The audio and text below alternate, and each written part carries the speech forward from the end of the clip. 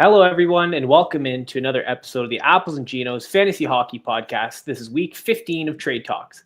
My name is Brian, and I'm joined by Evan and Ryan. And today we'll be rolling through some of our favorite trade grades. We'll provide some trade grades on some real trades, and we'll highlight some other players of interest in week 15 of your fantasy hockey season. Here we go.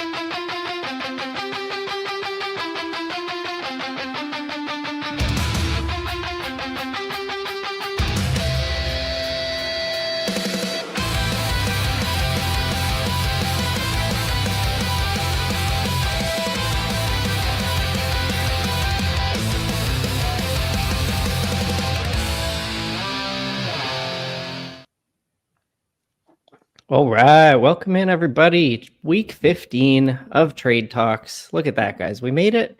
We made it 15 weeks on the Trade Talks show. That's pretty cool. How you guys feeling? I'm great. I'm excited for 15 more weeks, but I don't think there's that many in the season, so I'll see what I have to do. Yeah, surprised Nate and Blake haven't kicked this off yet, but appreciate the opportunity as always. Yeah. We were just having an interesting conversation about Mr. Macklin Celebrini. I think it'll be interesting. Evan, right now, if you were to redraft like a new fantasy team, where are you drafting Macklin Celebrini? Which spot? Kind of like we said, I think you can comfortably put him like, I would say 6, like 5 or 6. I think you really could be looking at him once you get past McDavid, McKinnon, Makar, Kucherov, Draisaitl. Like, I think I know it sounds crazy. There's even an argument Draisaitl has left wing eligibility in most spots, so probably not. But like maybe over Kucherov, like I don't know, like in certain league formats, like he's the real deal, man. He's tearing it up. Like he shows no signs of slowing down. Like he just every time he's on the ice, and the Sharks, like they have like some decent support with like Tyler Toffoli, Alex Wenberg's having a career year, but like those names are not like high end players that he's like, passing the puck to, and he is just absolutely crushing it. So yeah, I'm a Celebrini believer. What about you, Brian? Where are you taking him?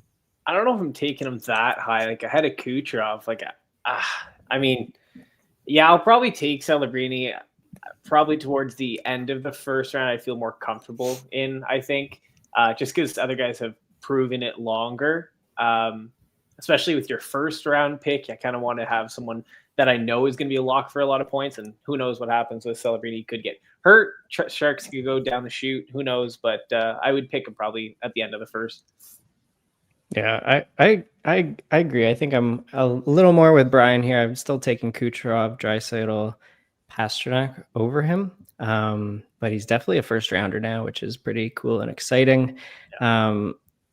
I think like if he doesn't finish with his pace of 128 points, we might see him at like the back of the first round, the early second round next year. But if he keeps everything up this year, Evan, like I could definitely see his ADP being 5 next year, because even this year, after he had 63 points in 70 games, his ADP on a lot of sites were way higher than I think they should have been, and it made me miss out on a lot of Celebrini. I think his ADPs were like 21 on some sites, 30 on some others, but so yeah, I could see a lot of hype going for him next year at ADP 5.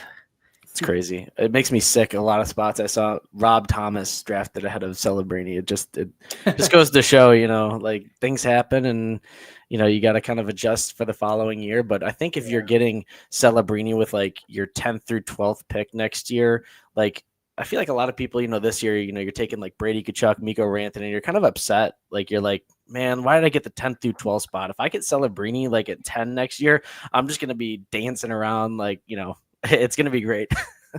Yeah. Who knew Fantrax was wrong and Robert Thomas is not going to get 98 points? Well, there's still time, Ryan. There's still time. Yeah. All right. Let's get some newsies. Brian, you want to take us away on the first set of newsies here? Let's do it. Some big news, especially this week, given that Edmonton plays 5 times this week. You got Jake Wallman, who's back. He did play yesterday. Nothing too exciting. I think it was like 2 shots and a block, but he is a block monster, and he had a lot of offensive upside. So if he is available to you this week, especially, I'd recommend picking him up for the rest of the week. They got, 3 more games left this week. So that's pretty exciting. Mira Heiskanen, almost at the last minute, wasn't playing yesterday, so he did miss the game because of personal family-related matters, and right now he is questionable for Thursday. So I'm not too sure what's going on there, but it seems like questionable for Thursday, so we'll see what that means come Thursday. And then we turn over to the Anaheim Ducks, where it just seems like all of a sudden everyone isn't playing, and somehow they still ended up beating Dallas, or at least hanging around with Dallas there yesterday, which is crazy. Carlson, Gauthier, Troy Terry, they all missed Tuesday's game. Troy Terry missed because of an upper body injury. He was a game time decision, so he is close to returning. But Gauthier missed Tuesday's game with an illness, and Leo Carlson also missed Tuesday's game with a lower body injury. So something's going on in Anaheim. Hopefully they're all back quickly. And then Connor Bedard, I know you all just excited. He just came back, and then he missed a game because of an illness, but he's back again. So welcome back, Connor Bedard. Make sure you activate him. And then Tom Wilson, I know that initially we thought he was only going to miss 1 or 2 games, and I think he's pushing 5, but the coach did say he is likely to be available Thursday, ? So that remains to be seen, but hopefully that means he is back and available. And if he's healthy, you got to activate him because he was on a heater like no one's business when he was just playing. So make sure you get him into your lineup as well. All right. And then we have Braden Point. Unfortunately, when he scored a goal, he had some knee issues with someone landing on his knee or something. So he's week to week. It wasn't as serious as like an ACL tear or anything like that, but expect Point out for maybe 2 to 3 weeks. Maybe he won't be back till the end of the Olympic break, and that's a big blow. If you drafted Point, he's done nothing for you other than the last 2 weeks. So at this point, I have Point in 2 spots, and I'm messaging people being like, listen, in our quarterfinals and semifinals, he plays 4 games each that week, so he can get you some nice points there. So stash him and give me someone I could use now, please. So that's what I'm doing. I recommend doing the same. In other news, Aiden Hill is getting close to a return. I believe he is backing up tonight for Akira Schmid, so he could get the start in Vegas's next game. And he should be their number 1 starter with Schmid, Lindbaum, Carter Hart coming back. I do think Aiden Hill is going to be their guy. And then Kiefer the Beefer Sherwood, he had an allergy reaction supposedly. Wow. No, that's fake. That's fake news. Don't listen to me. But he's day to day, and he could miss up to a week. So get your hits elsewhere. And Mackenzie Blackwood is back. He's activated off the IR for now. For now. So no more Trent Miner. You can count on Blackwood and Wedgwood in the timeshare, in a very strong timeshare on the Colorado Avalanche. And then Jacob Chikrin got whatever was going around the league. He was sick and missed Tuesday's game. He'll hopefully be good enough to return tomorrow. And Neil Pionk is injured, and he'll be week to week. He's not counted on as one of the top defensemen, but gives you a spot to stash on their IR and go pick up another non-power play 1 defenseman or something like that. Yeah. I don't know what you guys think, but I feel like the week-to-week injury updates drive me nuts because week-to-week, it's sometimes like, here's 3 days, and then other times they're out for 5 weeks. So hopefully the guys that are week-to-week, I know Seth Jones is week-to-week as well. You got Neil Pionk. Hopefully it's a lot shorter time than later because I wish we had the inside scoop there. You'd think with such a great brand that we are, we'd get the inside scoop from the NHL, but we haven't got it yet. Yep. All right, let's get to some comments here. We got Raj Panu joining us. Lego, hello, welcome on in. He's got a question here. He has Woll as his only goalie. Who should I prioritize picking up long-term? Marilainen, Lankinen, Schmid, Freddie Anderson. Those are the guys available. It seems like everyone has 2 to 5 goalies, and there's 12 teams. And it's a points league where saves are 0.2, goals against are -1, wins are 3. So it seems like you just need an 800 save percentage, and wins are a little more valuable there. So for me, I might be happy rolling 0G here and keeping Woll as the only long-term guy here because none of the guys on the waiver wire scream a pickup for me. What about you guys? Yeah, I my initial knee-jerk reaction would be to say Lankinen, but Vancouver is a dumpster fire, and that might do you no good by rostering Vancouver goalie. And then Marylainen, like maybe, but who knows when Ottawa, like Allmark, is going to be back. So yeah, I think you're probably best with just running one goalie and maybe picking up a streamer here or there. Yep, I third that opinion. Wool is stronger than any of those. Yeah. Lankinen, like, take a look at his stats so far in that particular league and fantasy points. If he's doing all right in that setup, like he's not gonna do much worse. He's been pretty bad. So if he's getting some nice points, so you can go ahead and grab him. Best kept secret 87. Sup guys? Hello. Can you guys look at the Red Wings playoff schedule?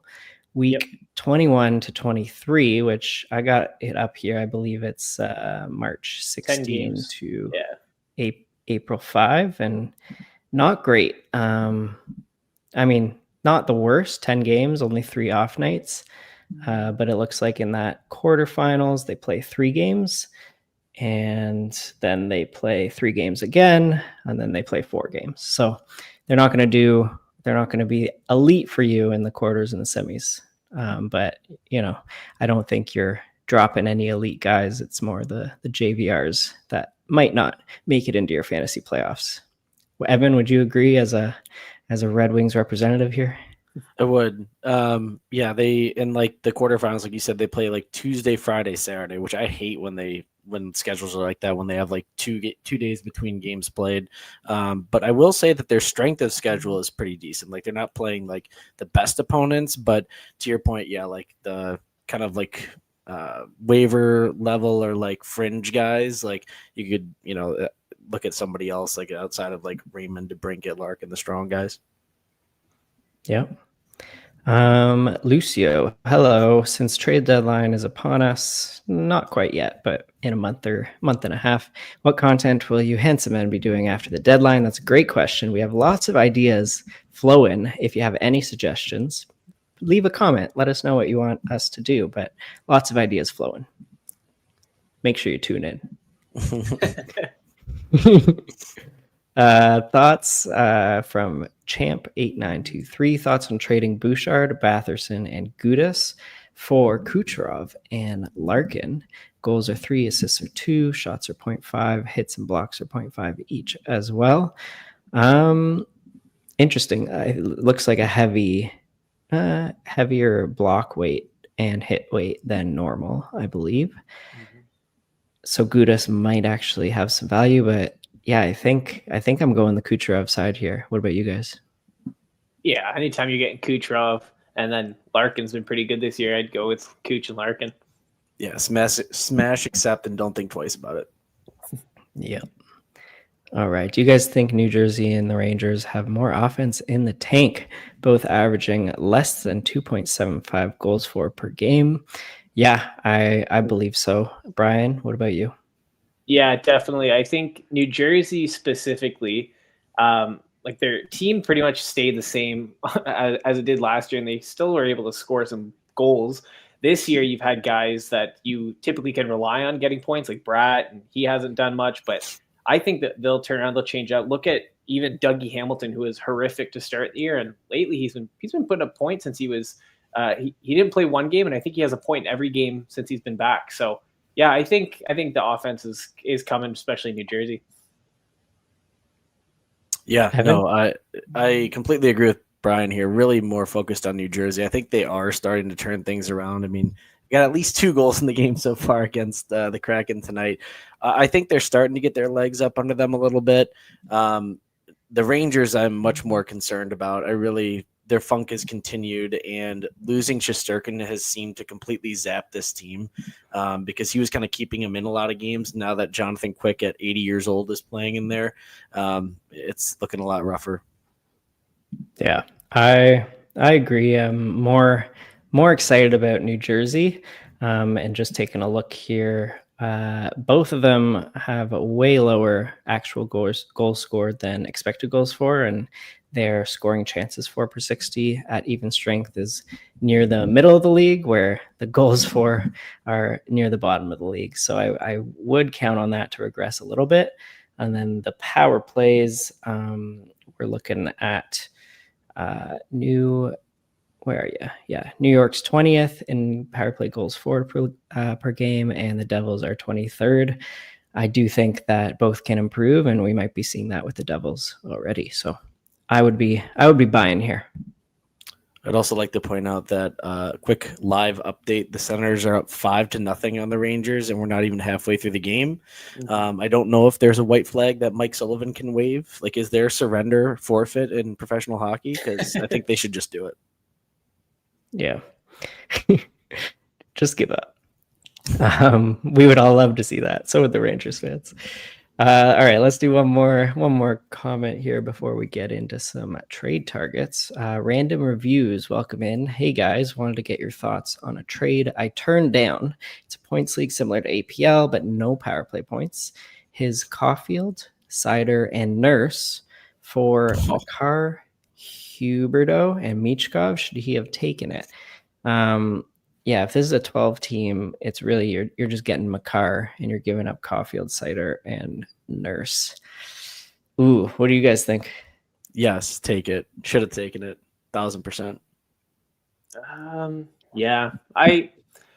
Probably I'd take it. Colorado's playoff schedule too. I'm thinking of. I'd probably take it.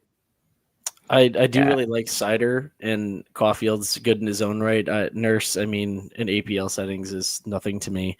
Same with Michkov and Huberdeau, but I mean, 2-for-1 Sider and Caulfield for Makar. I feel like you could get more from Makar personally, but yeah, I agree. I would take it. Take Makar and get those streams in for the remaining 2 spots. Alrighty, let's get into some trade targets. So, these are guys that we're looking at trading for right now based on what we think their value might be in fantasy managers' minds. Evan, I believe you're up first. Tell us what you think. Yes. I think Nate and Blake have touched on this as well, but Brant Clark is really starting to get to business recently. They've kind of been doing this weird split with the power play, but the power play that he's on is getting more time. It's with Adrian Kempe, Quentin Byfield, Fiala himself, and then Kuzmenko. And they've started to produce more as well. I just really think even Jim Hiller, unfortunately, is making some smart decisions for this team. Brant Clark is the future here. He's doing pretty good. He's got 72 blocks this season. He's good peripherally. He's shooting a little bit more recently. With this increased opportunity and more power play time with this kind of 1A, 1B situation, I think he's going to put up more points, and they're kind of giving him more even strength minutes as well. I just really think that his value kind of lies in the rest of the season. If you're a believer in second half Fiala or Adrian Kempe turning it around, the Kings at all, really, I think Brant Clark is going to be a part of that. He's one of their best young players. They got to start putting some faith in him because Drew Doughty is not getting any younger, and he's not getting any more spry offensively, especially. And this team kind of needs this. They don't need more defensive structure. They need a little bit of offense, and he's bringing that from the back end. So I think you could throw I would even give up a Rasmus Anderson in a points league or someone of that caliber. If another defenseman that you pick up off waivers is doing a little bit hotter, then go grab them. I grabbed them off of waivers in the Experts League, Ryan. Through 10 of them. So I'm pretty excited. As a fourth defenseman, I think that he's going to do really well rest of season. Yeah, I love that. And I mean, even Jim Hiller is using him a bit, but I would love to see 25 minutes, 24 minutes. He's been getting around, 17, 20, 21, 17, 21, closer to 19, 20. Yeah. I don't know that we'll see that this season, but if he ever did, then we'd really be looking at a pop off. Yeah, I mean, we might. Jim Hiller, it's time to go. Get out of there, right? I don't think there's a coach that's maybe Keefe, maybe Keefe or Berube are kind of right up there, but I don't know. Jim Hiller's got to be the top for fantasy. Yeah. All right, Brian, who's your trade target? Yeah, so sticking with the Kings, I think we're going to see a trend here. I'm rolling with Adrian Kempe. Now, the reason I'm looking at Adrian Kempe here is you probably drafted him pretty high, maybe in the first 5 rounds or so. And his point production has really dropped off recently. He's averaging a half a point a game over the last 30 days, which it really just isn't to his standard. He's typically a very reliable fantasy asset. You know, he gives you a lot of peripherals, he shoots, he hits, he blocks a little bit as well. Right now, he's shooting a little bit less for the last 30 days. So his underlines, if you take a look at those, they are ice cold. If you're using the Apple Ginos underlying metric tool there, you'll also see a ton of snowflakes beside all of his numbers because he is that cold. So that's not going to stay. I think this is probably the best time that you're ever going to get in on Adrian Kempe. I think if, you know, like we talked about so many times now, if the Kings decide to fire Jim Hiller, you have the second half surge with Fiala. Means that power play will start going. He's on that power play. He shoots typically on that power play. So he's going to be reaping some of the rewards there. I just think Adrian Kempe, there's a couple of guys on the Kings I want to be in on, especially in the second half. And if you have Adrian Kempe, you're probably frustrated with the production he's given you recently. And that might be just enough for you to get at a manager who's owning him to, you know, prime off their hands a little bit. So, yeah, I'd be looking to pick up some Kempe. Yeah, I like it. So when Jim Hiller gets fired, we're going to see my trade target from last week, Fiala, Adrian Kempe, and Brant Clark all just go absolutely nuts for the last 8 weeks of the fantasy season. We'll see when Jim Hiller gets fired. I've been talking to some guys in Kings management, and they some sources in there, and they tell me that it's soon. So trust me, I'm a real insider. Wow. Ryan the insider. I do think that those 3 players specifically would be the ones to benefit from Jim Hiller's firing like the most, because I think they're the most talented, the most offensive driven players. Maybe Quentin Byfield if they get an offensive minded coach as well. But yeah. All right. My trade target at the moment is Cutter Gauthier. So this is a guy who's had a very different last 15 games played to the start of the season. He only has 4 goals and 2 assists in his last 15 games played. Anaheim did win last night, but they were on, I believe they won 2 out of those 15 games. With Cutter Gauthier being extremely cold, but they won last night, but Gauthier was sick and Troy Terry was out, and so was Leo Carlson. So I don't know, maybe they can win without the talent. No, that was just a good strong performance by the team, but he's still getting 3.7 shots on goal per game in this cold streak that he's in. And in that span, he's also first in shot attempts per 60 in the league at even strength. He's 7th in shots on goal per 60, and he has a 5% shooting percentage. So yeah, I'm loving that as a guy to have in fantasy. These are the guys I love targeting in fantasy, the guys who shoot lots, who are going to be the goal scorers on their line. And his shooting percentage of 5%, that should come back up. And the on-ice shooting percentage as well at even strength is 5% as well. Looking at his line, they're not poor defensively. They definitely are. They're in the top 3 in expected goals for per 60. Gauthier, McTavish, Seneca. We'll see if that sticks. They're not elite defensively, but they have a 59% expected goals share. So I don't see Gauthier, being moved down the lineup into the middle 6. I think he is solidifying himself as a top line guy and should just get some more ice time. And then if you're looking at Anaheim in general, they have the second most remaining games played left before the playoffs, with the most off nights, with 13 off nights, 2 more than the next best team. So just gives you some more roster flexibility. So I would be going to Cutter Gauthier's managers and telling them, Cutter Gauthier, look what he's done for you lately. They're probably reached a point where they now are off the hot stuff from the start of the season, and they are seeing how cold he is lately. And you can say, yeah, maybe that start was just a fluke, and I'll take Cutter Gauthier off your hands here. I need some shots or something. I just wanted shots. He won't put up points, but give me his shots.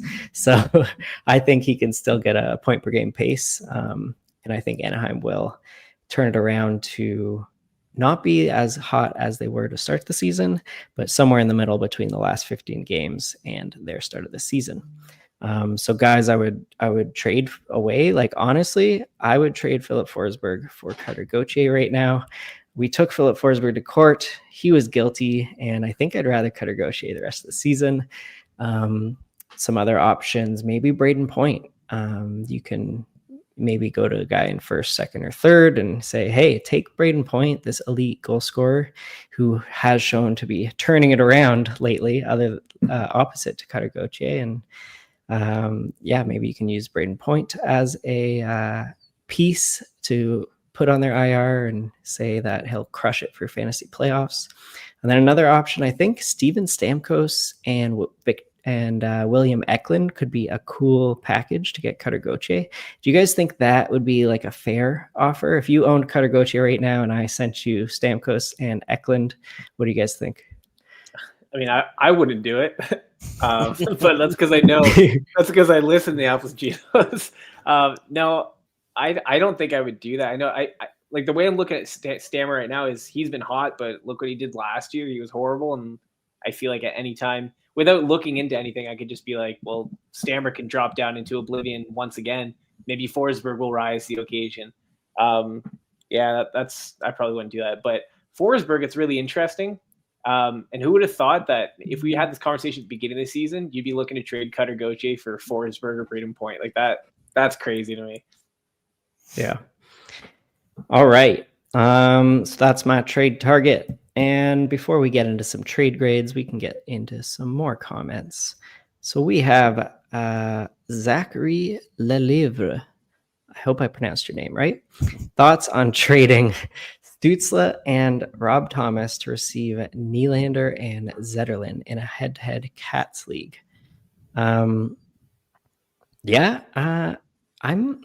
That's tricky. I don't know if I'd do that because Stützle is really turning it up lately, and Nylander, as much points as he can get, he's really not shooting. What do you guys think? Ooh, yeah, but Zetterlund gives you the hits. He's up and down the lineup, though. Thomas, I don't believe in. I'd probably stay with Stützle and Thomas. You got more concrete points, I think. Yeah, I think you got to get something a little bit better than Zetterlund here, because I think it's very possible Stützle outperforms Nylander rest of the season.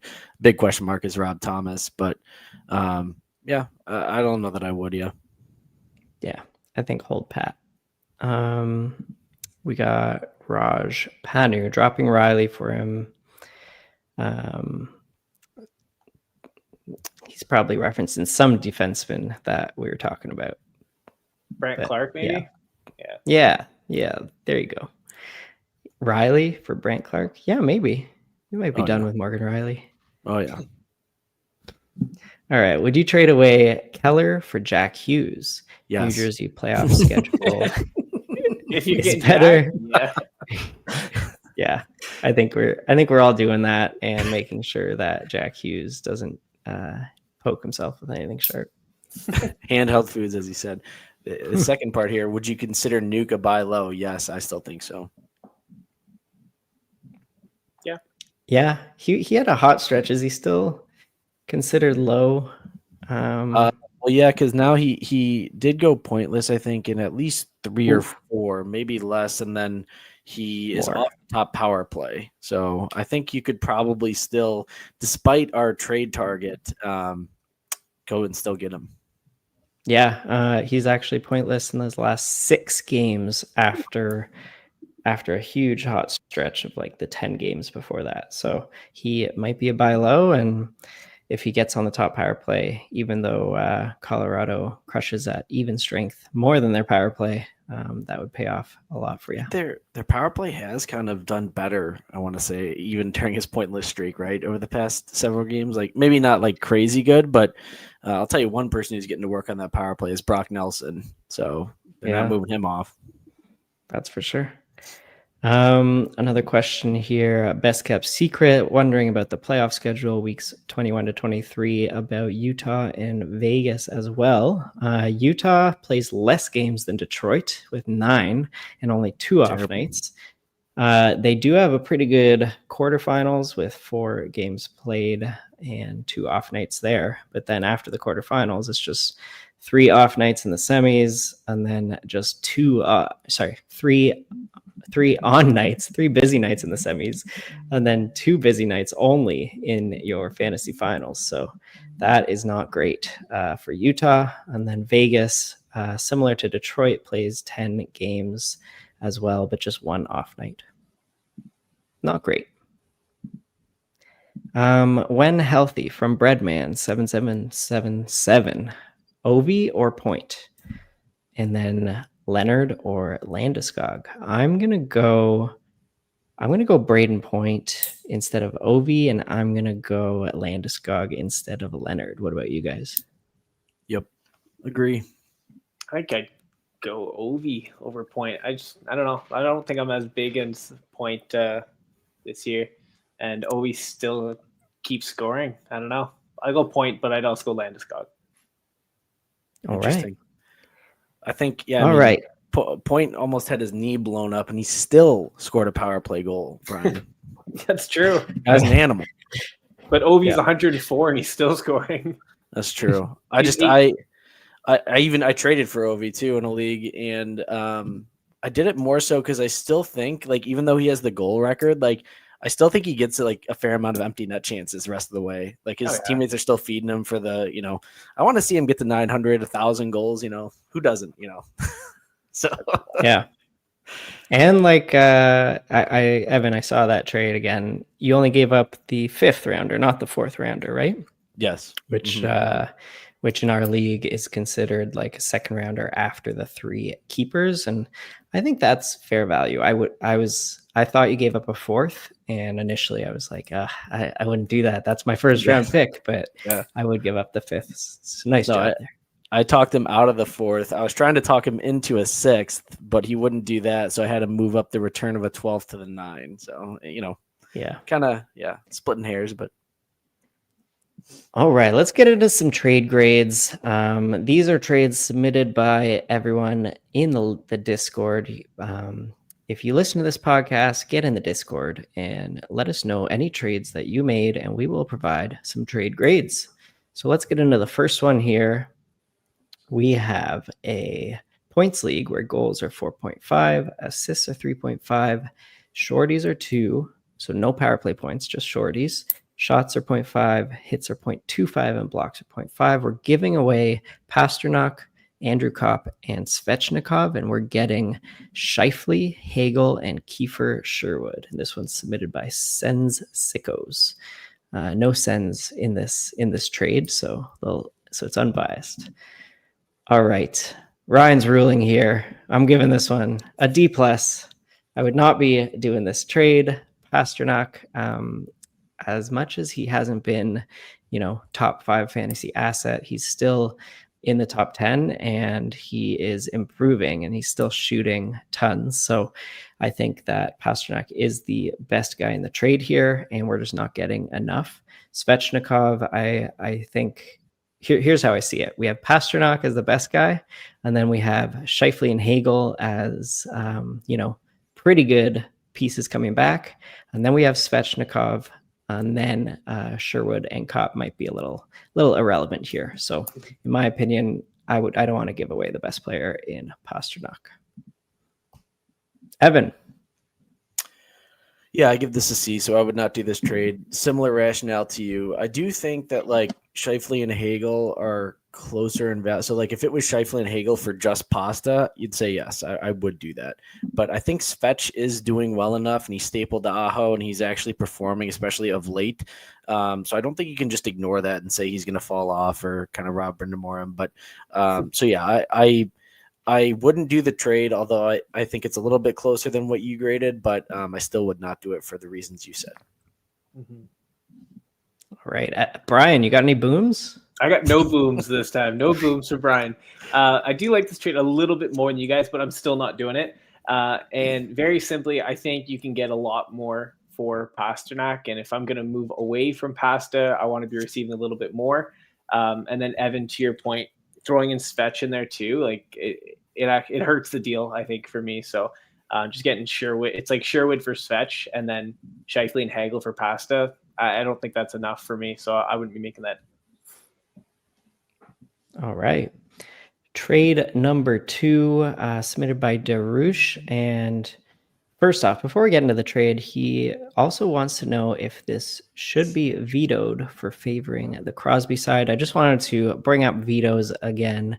In my opinion, in competitive leagues, nothing should be vetoed by the commissioner unless there's like clear collusion in nice competitive leagues where everyone's paying attention. If your league is set up where you have the option to vote on a veto and it's like majority just vetoes the trade and then it's vetoed, that's part of the league rules. And, that's up to the managers in those leagues. I would probably be inclined to vote veto anytime a better team is getting a better deal, but that's how those leagues are set up. So in terms of whether this should be vetoed for favoring the Crosby side, hey, if it's the first place team, you can go ahead and vote veto if you want. But if you're the commissioner and you're thinking of vetoing this, I think that's a no-no. What do you guys think about that? Yeah, I'm the same. Yep, pretty much. I think I've told you guys one of my main leagues, a Fantrax league, it's 6 votes to veto. So it's, the 50% of a 12-team league. And we've had a few people fall off, but I feel like after this year, in this particular league, I've made 8 trades. It's a lot of trades. A lot. Now, some of them have been ticky-tack 1-for-1s, but I feel now as though kind of like Ryan, like if a trade is grossly unfair or like real signs of collusion, it should be vetoed. But outside of that, if there's a pathway for both managers to potentially win the trade, I don't know. I'm not like hitting the veto button a lot. I feel like a lot of people will hit the veto button because they don't want a certain person to win a trade that they perceive, even though that may be fair value. So that's kind of where I lie in that. Definitely. Yeah, I think in leagues where you might have like a new guy who doesn't play fantasy hockey or doesn't really watch, or like 3 guys who haven't really been paying attention, that's where I think the commissioner can come in and like veto trades that have those teams have super lopsided trades. But that would be the rare occasion, and depending on those leagues. So Brian, you want to take us into this trade? Yeah. So this is a 12-team ESPN Cats league. So the categories here, it's going to be goals, assists, plus minus, penalty minutes, face-off wins, shots, hits, blocks, and shorthanded points. Trade here is submitted by DeRush. You're going to be giving away Connor McDavid and Quinton Byfield, but you're going to be receiving Crosby, Zibanejad, and Jesper Bratt. So I think I'm up first here. You get a boom. We'll give this a boom. I'll give this a B+. I think it's close, but I think I actually am making this trade. I think this is the best time I think you can get Jesper Bratt, because I'm a believer that the Jersey is going to have to start playing better. They're going to put some more pucks in net, and Jesper Bratt's going to be at the end of that. So he's going to get the puck. He's going to get some points. Crosby, all reliable. And then Zibanejad seems to be one of the only bright spots in New York. So I think you're getting 3 studs here. I look at this trade as Quinton Byfield is just kind of like a toss-in, so I'm not even going to look at him in this. And you're giving up McDavid, which is obviously huge. But I think I'm actually leaning towards, yes, I would make that trade just because you're getting so many solid assets in return. And then not to mention the Rangers' playoff schedule is nice. All right, Evan. Yeah, pretty much the same. I would make the trade. It's really close because anytime you're giving up like a McDavid, McKinnon level player, like it's really hard to do. Like it's hard to justify the value coming back, but I think this is it. I mean, you're getting back Crosby, who is going to get you a ton of face-off wins. He's probably going to get close to 90 points again. And then you've got Zibanejad, who's done really well despite the Rangers' struggles. And this league counts shorthanded points. Both Zibanejad and Jesper Bratt play shorthanded. I think both of them could have pretty much point per game pace rest of the season, really good value. And so if you need those spaces on your team, this is a situation where I feel like the manager who's trading away McDavid either has injuries or feels that these other players can upgrade him at those specific positions and just get him more coverage across the board. So I don't mind it. All right, I'm with you guys. I'm in the B range. Oh, where are we? There we are. Ryan's ruling. My turn I'm in the again. B range. Another boom. Yeah. Yeah, I'm giving this one a B plus. Again, it's really hard to trade away McDavid, but I think Evan, you hit the nail on the head here. Sidney Crosby, Zibanejad, and Bratt are enough for me to pull the trigger. And then if you're just looking at the playoff schedules, as long as it doesn't go right to the end, where Pittsburgh, I believe, only plays 4 games in that prolonged week. If it ends April 5th, Crosby, Zibanejad, and Bratt all have pretty good playoff schedules, especially Zibanejad and Crosby. That's so many games played. That's an insane amount of games in the finals. And Edmonton, I believe they have a terrible playoff schedule there. So McDavid might play like 3 games less than Crosby, if I'm not mistaken. Yeah, and 9 to 12. Yep. Even if McDavid gets 2 points a game, like you're missing out on games played there. So I like this trade. Wow. Weeks 21 to 23, Edmonton has 9 games, 0 off nights. And then weeks 22 to 24, they have 11 games and only 2 off nights. Yeah, that's tough. Yeah. All right, Evan, trade number 3. Absolutely. So this is a 12-team Roto League. Goals, assists, power play points, shots on goal, blocks, and plus minus. Submitted by Darush again, giving away Brock Faber and Mark Stone, and receiving Jesper Bratt and Lane Hudson. All right. I'm giving this one an A plus. Yeah, this is no doubt here. Brock Faber, I'm not picking up what you're putting down. It's like you're having a great season and happy for you, but you're not a top. You're not going to finish with over 50 points. Let me just say that. And then we have Lane Hudson, who I am picking up what you're putting down. He's on close to a point per game pace. He could finish with 70 points, which would be really cool. Faber does give you the blocks, but Hudson has put up a few blocks here and there. And then we're giving away Mark Stone. We're getting Jesper Bratt. This, I think, is similar value. And then you're giving away the injury risk of Mark Stone, and you're getting Jesper Bratt. So give me Lane Hudson and Bratt all day. Brian? Yeah, this one we get a boom. I'm giving this one an A plus. First of all, taking a look at Brock Faber, you're not that guy, pal. You know, he's not that guy. Whereas on the other side, exactly what Ryan said. I like Lane Hudson, like what he's doing. He's pacing point per game. Like that's pretty nice. So you're looking at those players 1 for 1. Lane Hudson wins that every single day of the week. And then Bratt, I'm just a big fan of Bratt. I just think there's so much, like the ceiling is really high with Bratt. I would take him over Mark Stone. Not to mention there is an injury history with Mark Stone. Who knows? You know, the playoffs in not a couple weeks, but you know, we still have like a half the season, but still plenty of time for Mark Stone to hit the IR again. And in that time, Jesper Bratt's going to the moon. So yeah, I'm taking that trade all day. Evan, no A plus from you. No A plus. Now here's the thing. It's an A. It's a smash. You take the trade all day. However, this is what I am. There's 2 things. One is, I don't know if you guys saw this. Noah Dobson was put on the top power play over Lane Hudson past 2 games. And Marty St. Louis had a comment that he wants pucks fired towards the net, which Noah Dobson is doing more of than Lane Hudson. And Noah Dobson ended up getting a power play goal. Now, 1, I love Noah Dobson if that's the case. But 2, I don't like that idea. I don't think it sticks. Lane Hudson's too talented. He's been really good in that spot in the power play, facilitating it. But the biggest part of this is, I know we're not the fantasy hockey court yet. I want to defend Brock Faber a little bit here. The guy is getting pooped on for doing well. Zeev Buyam comes in and everyone's like, Brock Faber is dead to us. He's not top power play. He's not going to do anything. He's a 20-point defenseman. all of a sudden he's paired with Quinn Hughes, who is the second first best defenseman in the league. And, he's still doing it. Like, I feel like there's just something positive that Brock Faber has taken into this season, and he's just kind of doing it. And so I don't really think Brock Faber is nothing. I think he could easily be like a fourth defenseman for you, and you'd be pretty happy with it. Here's the other thing.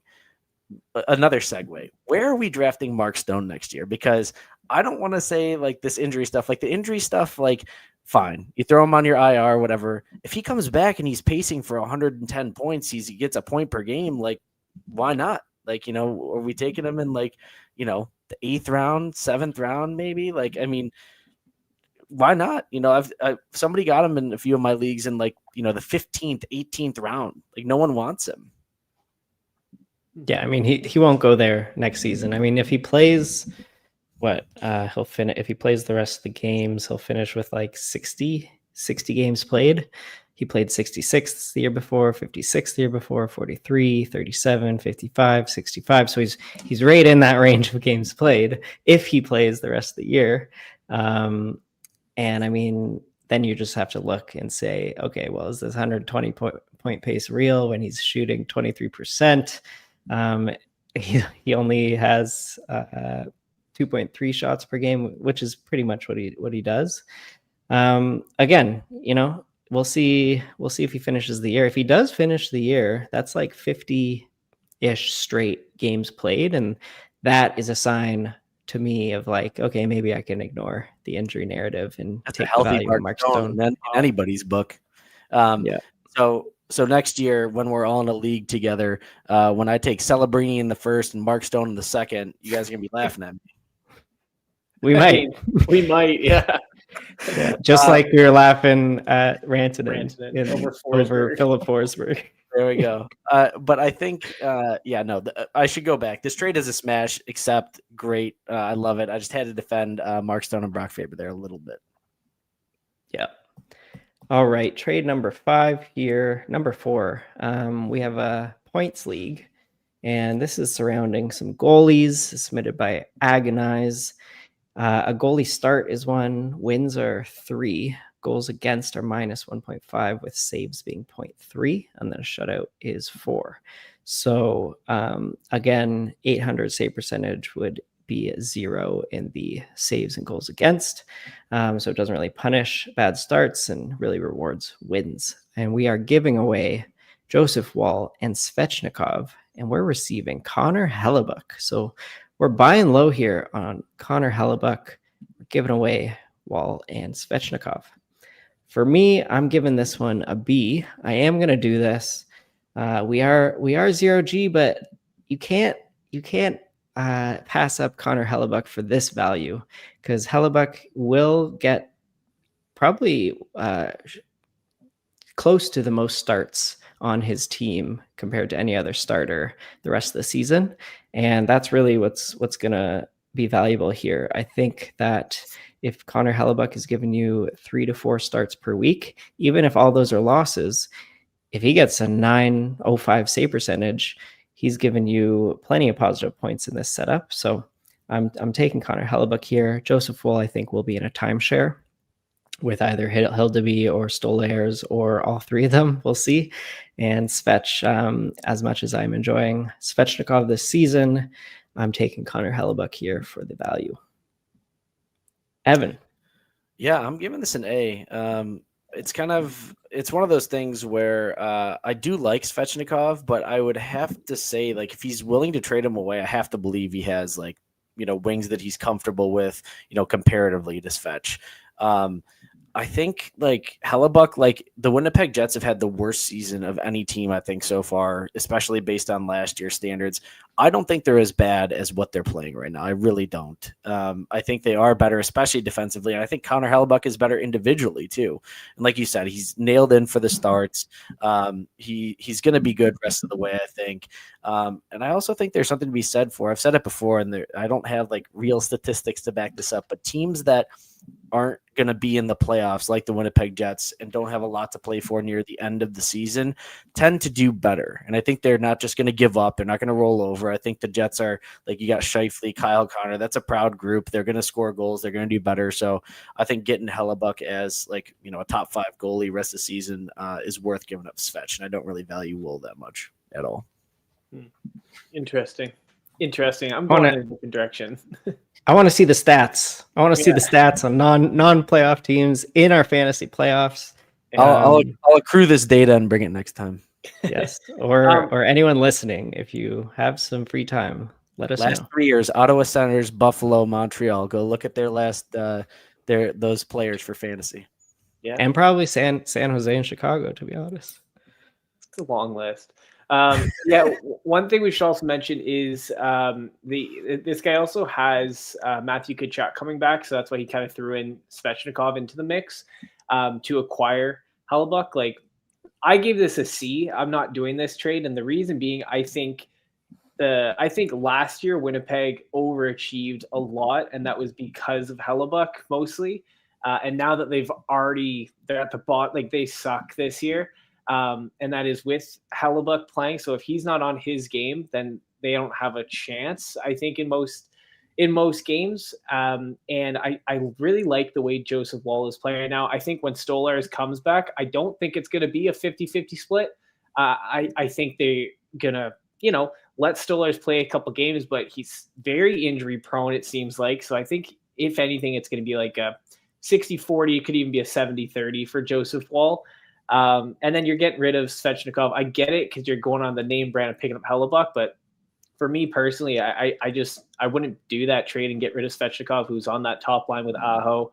Gives you a lot of value. I'd maybe try to see if you can throw in a different forward and see if that manager bites on that trade. But for the time being, like I'm looking at it. Maybe I'm not looking too far into the future, and I'm just looking at what have you done for me lately. And Joseph Woll has been a lot better than Hellebuck. All right. Team situation wise, that's a good point. And Brian with the true #0G. So way to keep up the brand, Brian. Yeah. Brian will never trade for Connor Hellebuck or draft him before the 8th round. And I mean, if you're taking Svechnikov right now, you might be drafting Svech in the 7th, maybe the 8th. So yeah. Hellebuck is a 9th rounder to Brian. That's right. Actually, that was pre like the 1st and 2nd round. That's kind of crazy. Yeah. And Hellebuck was Ginos league. Yeah.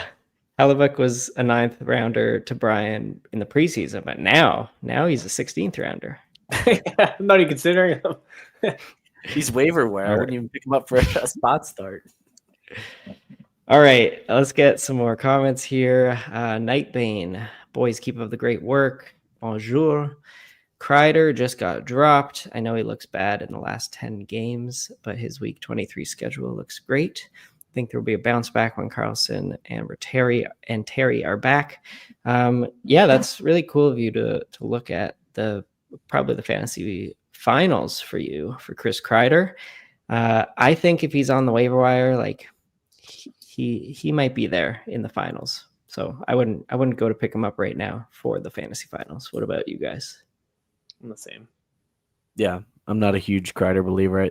I actually I don't want to completely dump all over your Cutter Gauthier take as a trade target, Ryan. But I feel like the shine has worn off for me. I feel like it's kind of I definitely believe in Cutter Gauthier, Leo Carlson, Jackson Lacombe, kind of their top end young talent. I believe in still, but yeah, like the Chris Kreiders, the Mikael Granlund, like those type of guys, they're not as much to me anymore. Yeah. And the shine has worn off to you, and maybe you'd give up Cutter Gauthier and take Philip Forsberg, right? That's true. And it's interesting you said that. I don't know that I do that. Forsberg for Cutter Gauthier. That's an interesting one. That's one I'd have to spend some time digging in on. All right. Got to sleep. This guy is saying that Nightbane is saying he would drop Dursey, Morgan Riley, or Krause. I don't know if you need the D roster spot. I'm still holding on to Morgan Riley unless he's like your bench D. Then you could drop him. Yeah, I agree. He also said Ehlers is also a free agent. I would much rather have Nick Ehlers than Chris Kreider. Yeah. But I also wouldn't drop Jersey, or rather, I would drop Kraus, even though he is top line right now. But obviously, I'd great. Kraus. Yeah. Go get Nick Ehlers. All right. Lucio traded Schmaltz for Nichushkin. He doesn't fit in the playoff schedule nicely. Do you approve swapping Nichushkin for Ehlers? I approve of that right now. And yeah, it could bite you in the butt when Nichushkin gets back up to the top power play and possibly the top line, but it's possible that doesn't happen. What do you guys think? Yeah, I would. Yeah, I would do it too. Especially, I mean, he nailed it. It's if he's not going to fit into your playoff schedule and you know that already, and you kind of got that locked in, then go for a guy that's going to fit into your playoffs. Like if Ehlers is, the same as Nichushkin or could be even better as of right now, unless Nichushkin does get that top power play, then yeah. And I think Nichushkin as well. He's got the injury history. He's got other history of missing games. So I think Ehlers is more of a surefire thing. Yeah. And Breadman wants to know if you would trade Byfield for Nuke. Evan? Yes, 1,000%. Brian? Yeah. Yeah, same. And then he also is saying Luke Hughes to the moon when Hamilton gets traded. We've talked about Luke Hughes a lot. We've taken him to court. If Dougie Hamilton is traded, is Luke Hughes going to the moon? And the moon might mean like what? 65. Easy on my trade target. He had a power 65 point pace. I'll have you know. Yeah. So yeah, to be honest, I think when Hamilton gets traded, they might still run this 1A, 1B power play they got going right now with Simone Nemec on the B power play with like Jesper Bratt and Timo Meyer. So I don't know if we're talking about the moon here for Luke Hughes, but we're talking about maybe the International Space Station. He's got to get out of our airspace first to be able to get to the moon. So he's maybe got to get 10 feet off the ground even. Yeah. All right. Hey guys, Brutal Wolf just did a blockbuster trade in his Dynasty League to win now. He traded Boldy, Cousins, Lundell, Nikishin, and Knight. Holy, what a package. And he got Kucherov, Crosby, and McAvoy. Goals are 1.5, assists are 1, shots 0.1, hits 0.1. Wow. Traded away Boldy, and then, yeah, Cousins, Lundell, Nikishin, Knight, and got Kucherov, Crosby, McAvoy. Yeah, I like it. I really like Boldy. So that's the only guy I'm like, oof, what are you doing there in a Dynasty League? But you're getting Kucherov, and then Crosby's still going to help you out for the next 2 years. What do you guys think about this trade? Yeah, but Cousins has a 4-point night tonight. No, I'm doing that trade. As much as I like Boldy as well, I think Kucherov is the better player. Crosby, like we said, old, reliable, and McAvoy's having himself a pretty decent year as well. So, yeah, I'm making that trade. Yeah, that's crazy value to get back, honestly, even with giving up Boldy. Like Kucherov and Crosby alone, and like you said, McAvoy in his own right has been good. So, yeah, that's a smash of a trade for me. Yeah, I think it also depends on the league depth. A lot of Dynasty leagues, sometimes they have like 24 teams, 30 teams. Mm-hmm. If this is just like a 12-team league, this is a smash. But if it's a 30-team league, I don't know. You might want that depth where like 600 guys are rostered. So, yeah. All right. Would you trade Barzal for Bratt, Evan? Yes. Yeah. Brian? Yeah, I would too. There's the league settings. Doesn't really matter. I would do it. Do you think Patrick Kane will get back on power play 1? I mean, JVR is going off. He will get cold. And when he does, I think yes. Evan, you're the Red Wings fan. What do you think? I can confirm that he will be back on PP1 as soon as probably like a week. 1 week. All right. We'll check in next week on Trade Talks, and we'll be seeing Patrick Kane on the top power play. Darren Ho, hello, traded Wyatt Johnston and Heischer for Matthews and Velarde in Bangers Cats. Interesting. I don't love it. I'm not convinced Matthews is the 60 goal guy again. His hot streak is not enough for me. So yeah, I don't know if I love this trade. Do you guys like this trade? I think I actually do like this trade. I think Matthews, he has been on a hot streak, but they've been changing up their offense a little bit. They're not like dumping the puck in and going, like they're letting the reins a little bit looser here, which I think is beneficial for Matthews. Velarde has to get back up onto that top line for him to have some real production. But in a Bangers Cats, Matthews is pretty. Actually, he blocks a lot, but so does Heischer. Heischer's just under a block a game, I think. You know what? I've talked myself out of it. I wouldn't do this. Yeah, all I can say is I don't like this trade whatsoever. Wyatt Johnston to me is one of the best players at value this year, and I think he's only got more to give. And then Nico Heischer, I think we said, I think we're all believers in the Devils kind of coming back. Nico Heischer had a power play goal today. And if you look at Nico Heischer versus Austin Matthews straight up rest of season, I think they're relatively comparable if the Devils get going. I know Matthews has had a bit of a little hot streak here. He's winking at the crowd in Colorado as he scores on my streamer of a goalie, Trent Miner. But, I don't think that continues all the way. Plus, I have concerns about Matthews' health rest of season. All right. Reese's P, thoughts on trading Hedman for Kempe, your trade target in a 10-team standard Yahoo points. 10-teamer, I think Hedman might actually be a drop, to be honest. Hot take, I'm trading him for Kempe all day. Yeah, me too. Yeah. And there's no hits or blocks, so, Hedman blocks a little bit, Kempe hits a little bit, so they're irrelevant. I'd go Kempe, better player. Absolutely. Yeah. Good call, Brian. And Reese's, thanks for the beatdown in the Experts League a few weeks ago. Here you go, bud. All right, one last one before we get into our last bit of target grades. Should you drop Forsberg for Stamkos? As much yang as I'm talking about Philip Forsberg, no, I'm not doing that, especially just for another Nashville Predator. Hold on to Philip Forsberg. He's not as bad as I make him sound to be. Agree. Agreed. All righty. We're getting into our fifth trade. 12-team Cats League. Goals, assists, points, power play points, shots, hits, and blocks.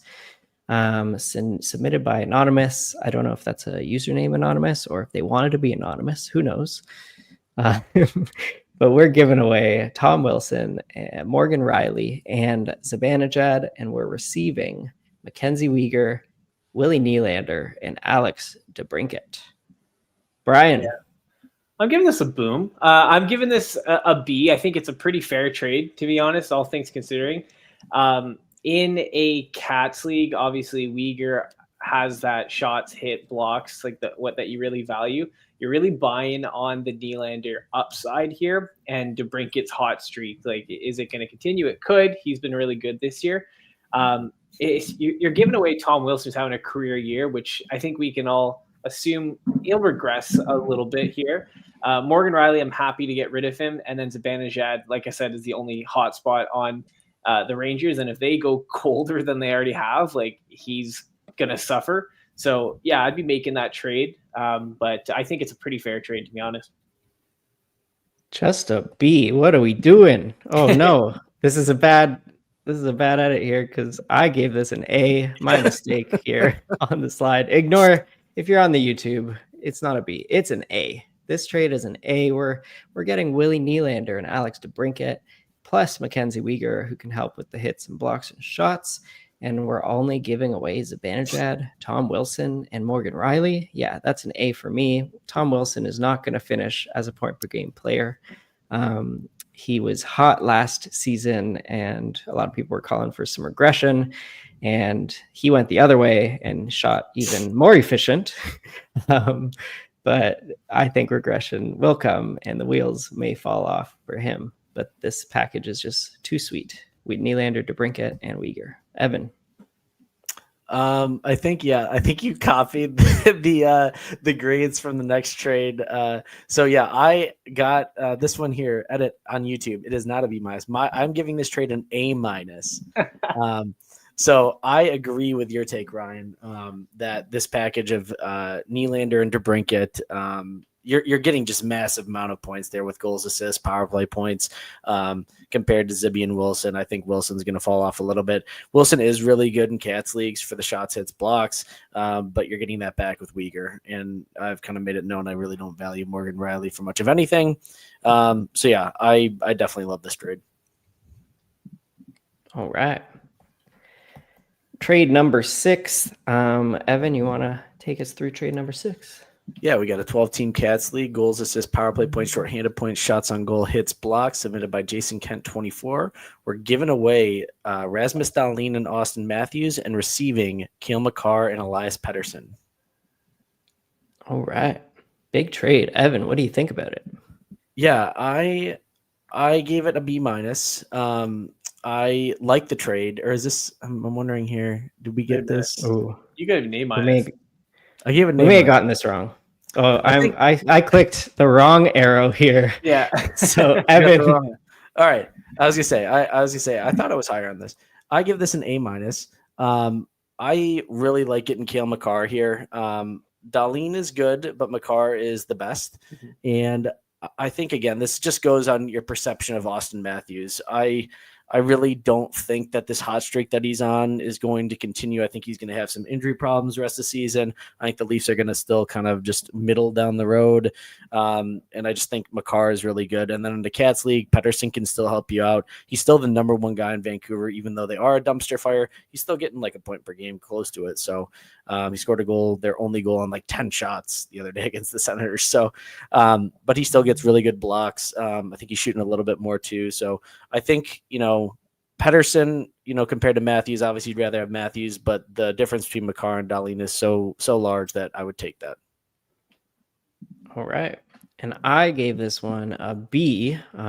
So similar. I just don't like it as much.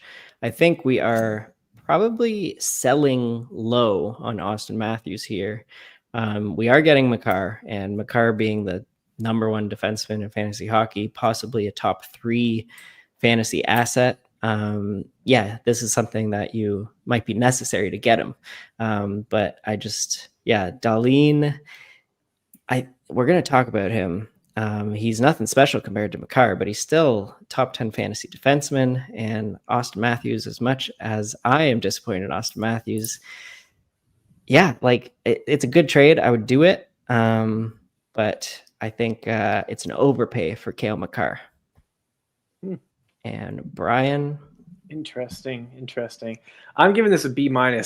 So what that means is I'm on the fence, but I'm leaning towards no. And the reason being, I'm looking at Vancouver's offense and I'm thinking to myself, what offense? They don't have an offense. And I think that's really going to hurt Pettersson's value. Yeah, he gives you some periffs, but that's really it. Matthews' ceiling is higher than Pettersson. I think he's going to put up more points. And I know that Makar is the best player in this trade and has a great player schedule. But if I'm just looking at the rest of the season, I think I would value Dahlin and Matthews over Makar and Pettersson. Like as a bundle, that's as simple as that. Matthews still gives you good periffs as well. He blocks a lot. Dahlin's periffs are down, but he still has a high ceiling. And I know we'll get to talking to him shortly, but I would stay with Dahlin and Matthews. I like this. I think it's interesting. I'll float one more to you guys. So similar to this trade, points league, I was offered Leo Carlsson and Cale Makar for Kaprizov and Dahlin, and I said no. So I'd be getting Makar and Leo Carlsson, giving away Kaprizov and Dahlin. I think that's just too much. I think my difference here is like Kaprizov compared to Matthews is where I'm going with this. Is like I think I'm lesser on Austin Matthews and the same on Dahlin, but I still think when you're getting Makar, the value that you have to give up is almost extreme in a lot of cases. Like if you're getting Makar, McDavid, McKinnon, you have to give up something that I feel like is extreme in value. But I feel like Matthews, had Matthews not gone on this hot streak, I don't think somebody would have made this deal. Like, are we in agreement with that? Like, I think if he hadn't gone on this 10-game heater, I think somebody would have been like, I'm not even trading Makar for this. Mm-hmm. Probably. Yeah, I agree. I think it's a similar trade. I think both trades, like, to be a fair trade in my eyes, you need better than Pedersen coming back. You need better than Leo Carlson coming back. You need like a top 40, maybe like a Jesper Bratt coming back too. And that would be like great. But again, this is Cale Makar. It's going to be tough to move Cale Makar. Yeah. All right. One last trade grade over here. This is a cupful league with D defensemen getting a bonus point when they get a point. Also, face-off wins and face-off losses are 0.1 and negative 0.1. This is submitted by Face-Off Ninja. It's a 1-for-1, giving away Nico Hischier and receiving guy we love to talk about on Trade Talks, JT Miller. Some context here. He acquired Hischier earlier, traded away Elias Pettersson for him. Now he wants to give him away. He also has Timo Meyer. But yeah, he wants to not be all in on the Devils, I guess. So he wants some JT Miller. So for me, I mean, Brian, you're up first. What do you give this one? Brian's boom. It's a B-. Again, similar to last time. I'm on the fence, but I'm probably not doing this trade.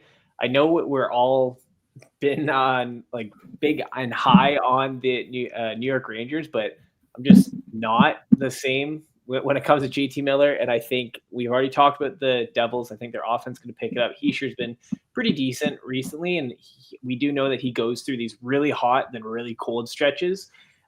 So I just think there's a lot more certainty with Nico Hischier than there is with JT Miller. I have no idea what's going on in the Rangers locker room, so I would feel more comfortable holding on to Hischier for me. Yeah. Evan? I'm giving this one a C. If you're watching on the YouTube, it's not an A-. It is a C. Okay. I figured it out, guys. Going the wrong way. Yeah. Ryan is no longer allowed to be in charge of the slides. We will fix this problem on the next podcast. So I give this one a C. I agree with you, Brian. I would not make this trade, but I'm a little bit lower than you are. I think we've seen proof of concept with JT Miller this year. He's been injured multiple times. He's down in the dumps. If you've ever looked at pictures of him after a game, he looks completely demoralized as the captain of that team. There is something really wrong with the Rangers this year, and I don't think it's going to be fixed. I know, like, from the beginning of the year, everyone's talked about the Rangers playoff schedule, but that doesn't matter if they're only going to score 1 or 2 goals a game. So, and I will say JT Miller has 2 assists in this game when they changed up the lines and they put Gabe Perreault on Hattie Watch with Mika Zibanejad. But Nico Hischier had 2 goals in the overtime winner in the game today. So, yeah, I'm much more about Nico Hischier. He's a better goal scorer, and I think the Devils have a better team situation moving forward. Yeah. All right. I'm giving myself a D, just a D for clicking on these slides. But I'm learning here. I figured it out. When I click on the left side, it goes to the previous slide. I thought that just clicking anywhere would go some more. So yeah, this I agree with everything you guys said here. I'm giving this one a C+. I like JT Miller's upside. I like that playoff schedule, but Hischier is just a sure bet for what you're gonna get. JT Miller, too many questions right now. All right. You know what it's time for. Dun, dun, it's time for Fantasy Hockey Court. Yeah, we need a little music here.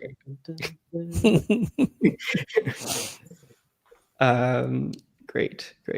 What do we got? We got Straight talks, straight talks, straight talks, straight talks, straight talks, straight talks, straight talks, straight talks. Yeah. All right. Fantasy Hockey Court. Before we get to Hockey Court, I think we got to do one of Blake Creamer's crash courses on how to insert these plugs with the audios. I think we got to get a little better with this. Definitely. All right. So Rasmus Dahlin, he was drafted, as the 4th fantasy hockey defenseman this year. He was drafted in the 2nd round a lot, and he is being prosecuted right now by myself. I'm prosecuting and charging Rasmus Dahlin, and I am letting everyone know that Rasmus Dahlin is not a top 5 fantasy hockey defenseman. He won't turn it around and become that. He is just a top 10 guy now. And Who do we got on the defense? That is me. That is me today. Yes. Best defense lawyer he could hire. All right. The defenseman needs a good defense here, Evan. So Brian, as the judge, are you gonna be a nice judge, a fair judge? We'll see. Impartial. We'll see. I may All have right, accepted bribes. I may not have. We'll see. All right. So Rasmus Dahlin, he has 2 goals tonight, which is really good for him. He really needed those goals. Both coming on the power play, I believe.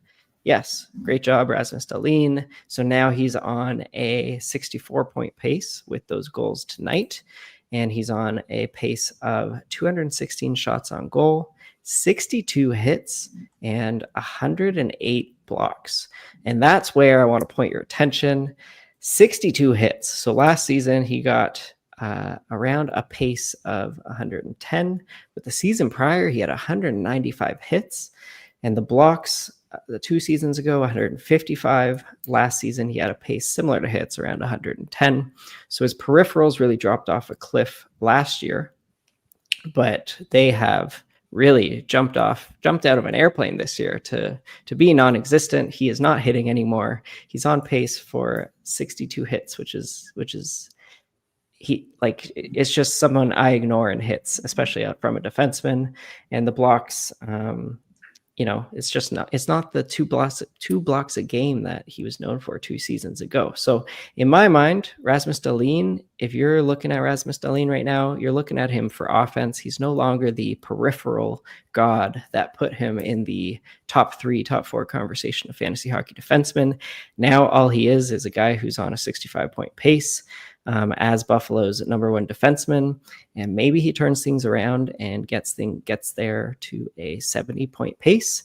But even so, he's not going to be a top 10 fantasy defenseman. So I'm putting you on the stand for being a dancing boy and being afraid of hitting. That's what I'm doing. Evan? All right. Ladies and gentlemen of the court, are we here to talk about peripherals or are we here to talk about fantasy hockey points? Because I want to talk about points. And I'm glad you brought that up, Brian, because my client really proved himself today with 2 power play goals, and the game's not over. He may well get a hat trick. So here's the thing about Rasmus Dahlin. He had a slow start to the season, I think. And 2, I really think this whole situation with his fiance and going over to Sweden has really messed with him a little bit. Buffalo has been on a nice little hot streak recently, winning a bunch of games, and he hasn't been a big part of it. So people were worried about that, but he hasn't had to carry him like he normally does.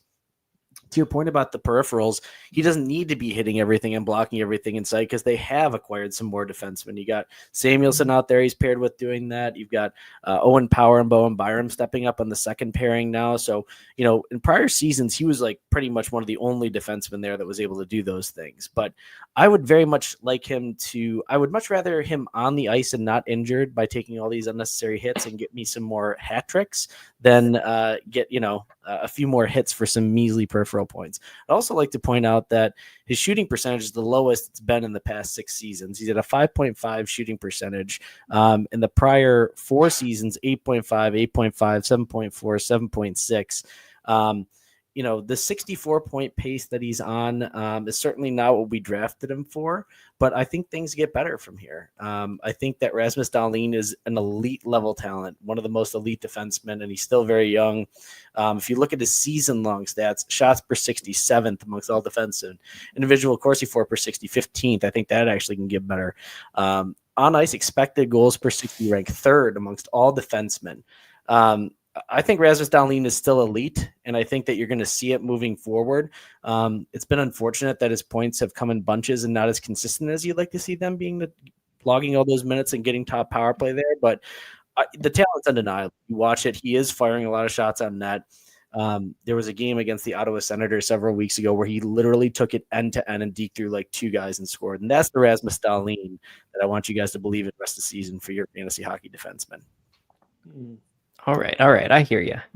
I would like to say we're ignoring peripherals somewhat because I think you conceded that the peripherals are not coming back. He doesn't need them anymore. But yeah, fantasy points. Just looking at fantasy points per game, he is way down at 15th in fantasy hockey defenseman. He was drafted as the 4th fantasy hockey defenseman in a lot of APL leagues, maybe the 5th in more leagues if Evan Bouchard went right before him. But in most of the leagues we were drafting, most of our mock drafts, he was going in the 2nd round, right after or right before Evan Bouchard as the 4th or 5th defenseman. And I'm here to tell you, he is a top 10 defenseman. He is not a top 5 defenseman. And I think even if things get better in his shooting percentage, he's not gonna get a point per game pace to finish the season. And he's going to need that to be in the top 5 of fantasy hockey defensemen. We played a little game. We played a little game last time, Ryan. I'd like to play it with you again. We're going to play Would You Rather. Would you rather guys ahead of Rasmus Dahlin in fantasy hockey scoring? Would you rather have Rasmus Dahlin or Noah Dobson? We're not looking at okay. Would you rather average? Would you rather have Rasmus Dahlin or John Carlson? Would you rather have Rasmus Dahlin or Miguel Sergachev? Would you rather have Rasmus Dahlin or Darren Radish? Would you rather have Rasmus Dahlin or Lane Hudson? I don't think that any of these guys are going to finish above him in terms of fantasy hockey scoring. Yeah, I mean, you can pick the weird guys that are showing up there that will regress, but I'm gonna name 9 guys that I'd rather have than Rasmus Dahlin. We have Cale Makar, Zach Werenski, Evan Bouchard, Quinn Hughes. I would take let's say Jacob Chikrin there. I would take Lane Hudson, to be honest, and Mo Sider and Adam Fox when he returns. Josh Morrissey, Jake Sanderson, that's 10 already. And I could possibly squeeze Darren Radish in there. I could possibly squeeze even Miro Heiskanen in there. So, I mean, I'm saying top 10. I put him right there at number 12. That is tough looks if you're squeezing Josh Morrissey, Lane Hudson, Mo Sider ahead of Rasmus Dahlin. I don't know what to tell you, Ryan. I think there's a conversation to be had moving into next season in terms of his draft position, compared to Evan Bouchard, the likes of that. I still think he's in that conversation. Obviously you got Cale Makar, Werenski, Quinn Hughes, Bouchard. Those are kind of the clear-cut 4s. I think there's an argument for him to be between the 5th and the 8th. And I think that, it depends on how he plays the rest of the season out. But I'll say this, the 2 power play goals he got tonight are a step in the right direction. And the talent is there. It's undeniable. The talent is there. I think he is more talented as a offensive fantasy hockey defenseman than all the other guys you just mentioned. Very good points. All right, Brian. Do you have a rebuttal, or the judge is coming in? Well, my rebuttal is the eye test. Lane Hudson. Rasmus Dahlin is not more offensively talented than Lane Hudson. Lane Hudson is going to finish with about a third of the shots, and he's also off the top power play for a Noah Dobson currently. He's also going to finish with more blocks than Rasmus Dahlin. That's crazy. That's a tough look. Order in the court. Order. I'll concede that's a tough look. Okay. Actually, Ryan, you brought up a point I was just going to bring up. If we're looking at first of all, we got to keep in mind that Rasmus Dahlin is charged with not being a top 5 fantasy defenseman. If you're looking at the point production, we already took a look at that. He ranks around the 12th mark, or whatever it is you pointed out there, Ryan. But also, Evan, to your point, you would have taken Rasmus Dahlin over Lane Hudson. One of the things that made Dahlin great was his peripherals, and he is pacing for a lot less blocks than Lane Hudson is. That can't be overstated here.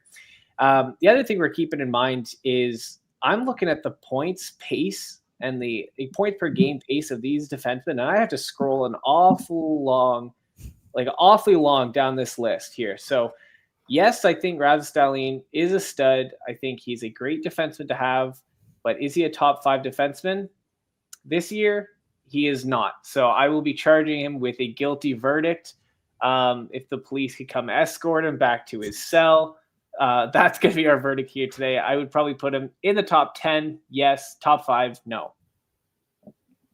All right. And I think we should point out, the top 4 defensemen, I think, are clear cut with Makar, Werenski, Quinn Hughes, and Bouchard. And yeah, as much as you might want to put Darlene there, I think there's plenty of guys, whether it's Jacob Chikrin, Mo Sider, Lane Hudson, Adam Fox, maybe even Miro Heiskanen, plenty of guys who could get into that conversation. Maybe even Roman Yossi heats up and gets back in there. Please. My client and I will be filing for an appeal very soon. This is just slander. At this point, I listen. I like Lane Hudson. The whole, again, like, is the Dobson thing gonna stick? I don't know.